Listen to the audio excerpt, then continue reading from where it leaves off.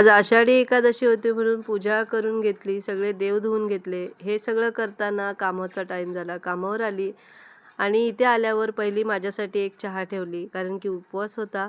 माझ्यासाठी आणि सरांसाठी चहा बनवली, नंतर इडली बनवली, टोमॅटोची चटणी बनवली, सांबार बनवला, थोडासा राईस बनवला, पराठा बनवला आणि सगळं जेवण व्यवस्थित बनवून सगळं झाकून मग मी माझ्या घरी आली. घरी आल्याच्या नंतर रांगोळी बाकीच होती, रांगोळी टाकायला घेतली. तोपर्यंत आईचा फोन आला. आई गावी निघाली होती सकाळी. तिला बटाट्याची भाजी पॅक करून दिली. तिचाही उपवास होता. व्हिडिओ कॉलवर वार्ता करत होती, मी रांगोळी दाखवत होती. आर्याशी वार्ता झाली. त्यानंतर मग आईचा फोन ठेवून झाल्याच्या नंतर रांगोळी कंप्लीट केली आणि खूप छान अशी रांगोळी काढली होती. नंतर मग साबुदाणा वडा बनवायला घेतला. आर्याला आणि नरेशला साबुदाणा वड्याचाच नाश्ता दिलेला आणि याची रेसिपी मी तुमच्यासोबत लवकरच शेअर करेन. खूप कामं असतात, मग त्याच्यामध्ये टाईम नाही मिळत.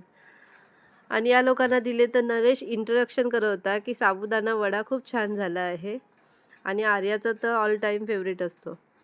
आणि यांना कॉफी बनवून दिली, नाश्ता दिला. भाविक पण थोडासा नाश्ता करून गेला होता, म्हणजे माझा भाऊ. आणि त्यानंतर मग नरेश निघून गेले बाहेर आणि आर्यासाठी मग रागीचे डोसे बनवले. त्यासोबत कालची चटणी होती, चीज टाकून अशी डोसे बनवून दिले आणि टोमॅटोच्या चटणीसोबत त्याला देऊन टाकलं. संध्याकाळी मग बघूया काय बनते ते. भेटूया नवीन व्हिडिओमध्ये. बाय.